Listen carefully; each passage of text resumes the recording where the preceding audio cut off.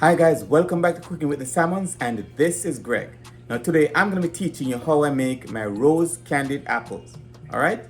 Now before we do that, let's go ahead and subscribe to our channel. Hit that post notification bell as well so you'll be notified each time we post. Alright? And without further delay, let's get started. Okay guys, so these are what we're going to be needing to make our rose bottom candied apples today. Alright? So what I'm gonna do here, as you can see, I've already prepared my apples. I'm gonna leave a link to a video above that will show you exactly how to go about preparing your apples. And it's quite simple. Just get some boiling water, dip your apples, spin them around for about 10 seconds, then immediately drop them into some cold water or some water with ice in it, so it will stop the cooking process. That is to take off the wax. With that wax on the apple that you get at the supermarket, it will prevent your candy from sticking properly to your apples. Alright? So that's a must do step. The very first step you do is that. I'll show you how to do it in a link above. Alright, so I'm going to show you a comparison. These two apples were prepared the day before. This one was prepared today, so it's not as brown as the others are. And this is what the apple actually looks like straight from the supermarket. Alright, so you can see the difference. The others look brown. They're still good. It's just that the boiling water creates that when it takes the wax and everything else off the skin of the apples. Alright, now we also have our caramel corn syrup, or Karo as some people may call it, based on how you want to pronounce that. We have our white food coloring, we have our pink food coloring that I'll be using today, and I'm also going to be using some gold sprinkles. Now this is just my touch to it. I'm just experimenting. As I would say, there's no innovation without experimentation. I'm going to copyright that. Right. And also we have our candy thermometer, and I have my silicone mold. That's for to create the rose pattern. And I can leave a link as well to where you can find all the items that I'm using in my videos. All right. Now I'm going to be using a 4-1-1 method for this. What that means is 4 cups of sugar, 1 cup of water, and 1 cup of light corn syrup. All right. So that's a 4-1-1 method. I'm going to show you guys exactly how I get this done. Okay guys, so let's take this over to the stove now, all right? So I'm gonna add my sugar.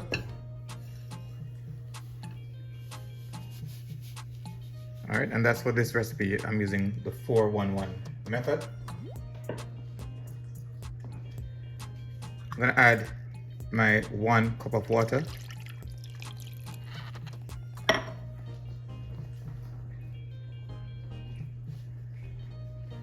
And my 1 cup of corn syrup.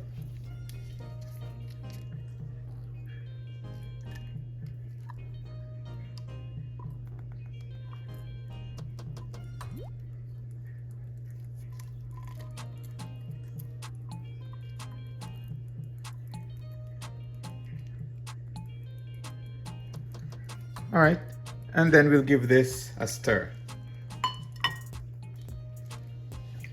Just enough to semi-incorporate the sugar, the water, and the corn syrup.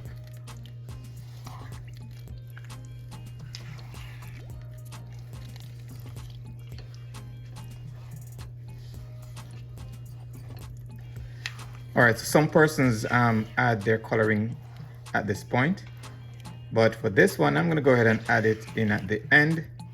And also, I'm gonna add my flavoring at the end as well.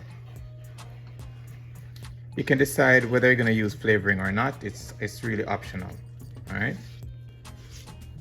So now you get your candy thermometer, and you're gonna place it on your pot. Just ensure that the tip is the only part that's touching the mixture. All right, because you don't want the tip to touch the bottom, because that will give you a false reading. All right, Go ahead, turn your stove on, have it on medium high heat, and wait until you get to the 300 degrees stage. You can go ahead and turn your stove off, add your flavoring, your coloring, and go ahead and dip your apples or whatever fruit you're dipping. Okay guys, so just checking up on our mixture. As you can see, we have reached 250 degrees and it is still bubbling. Just wait. You're gonna have to be patient because you're gonna have to keep watching it, because when it reaches this stage, in no time it will shoot up to 300 degrees and you want to take it off the stove immediately at that point. All right, you don't want to burn your mixture. All right, so right now we're still watching it. It's just slowly climbing from 250, and I'll show you exactly what it looks like when we get to that 300 mark. Okay guys, so while I'm waiting on my mixture to get to that 300 degrees, I'm gonna try to prep my my silicone rose mold. Now this is just something I'm experimenting with. Never tried it before actually, so I'm gonna use some I have some gold sprinkles. I'm gonna place it in the silicone mold just to see if I can get them to show at the top of the rose when I'm all done. I'm not sure if it's gonna work, but as I normally say, there's no innovation without experimentation. Alright, I also have some edible glitter spray, so I'm gonna try that as well to see what that may look like at the end. Alright, so I'm just spraying it in the mold, and then after placing the apple in the mold, more than likely I'm hoping that it will show on the top of the rose those glitter. Alright, so I'll show you guys exactly what it looks like. Come on this journey with me with this experiment. Okay guys, so now we have reached our 300 degrees mark and I've taken my mixture off the stove. I'm gonna go ahead now and add in some flavoring. For this I'm adding some pineapple flavoring. It's really concentrated, so you don't need a lot. Alright. Then I'm gonna add my white food coloring. Alright. Just need a little bit. And that's to ensure that the color at the end is not transparent. Alright. If you just use the food coloring only, the color at the end is gonna be somewhat transparent. I'm using some pink gel food coloring. Don't need a lot. Let's go ahead and mix it in. Don't mind these bubbles. You're gonna always see these bubbles after adding your coloring. All right, and you can add some more until you achieve the color you're looking for.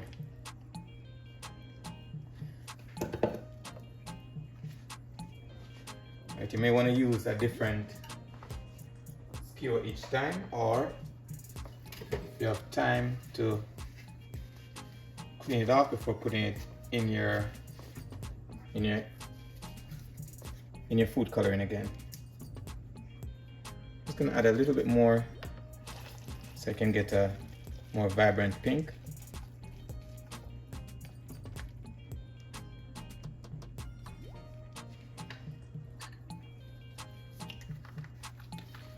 Alright, when you have achieved the color that you would like, just go ahead and make sure you mix it in properly.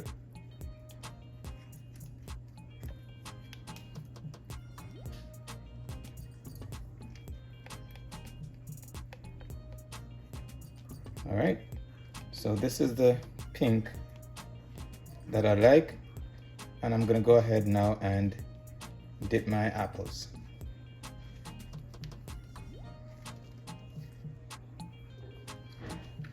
Alright, so let's take your apples and you just lean your container and you just roll your apples in the mixture. Alright. Now because I'm doing the rose mold, I'm going to allow it to drain into the mold so that I can achieve that rose bottom look.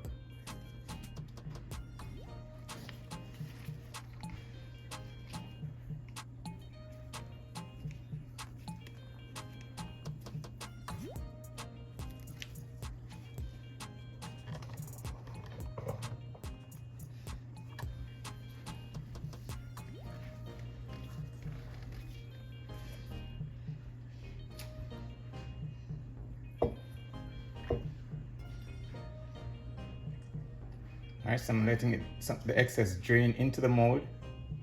So at the end, we'll have the rose shape at the end.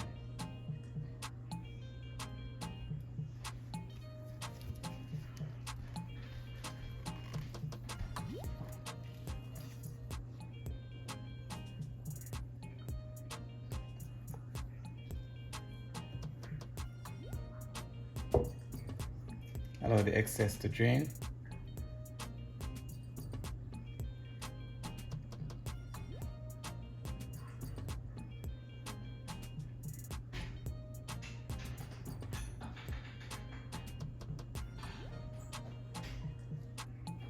And we place in our silicone mold, and we'll leave that to set. All right. Okay, guys. So now it's time to reveal our rose candied apples. So you just go ahead and take this out of the silicone mold. On there, oh, okay, it did work. Okay, guys, so there it is. There you have it. Rose bottom candied apples. As you can see, that shimmering gold that's on the tip of the leaves. All right, so let's see if the other ones worked as well.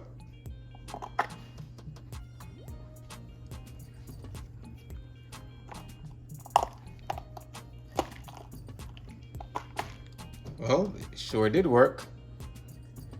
There we have the gold sanding sugar at the end of the petals as well.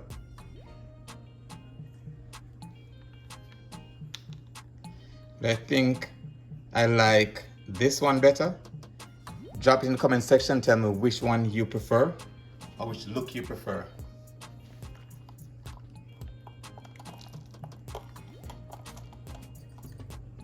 All right, so I had 2 with the sanding sugar and 1 with the edible glitter spray.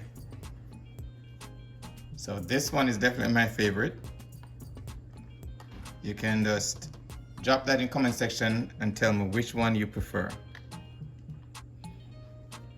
All right, and there you have it. Candied rose apples made easy.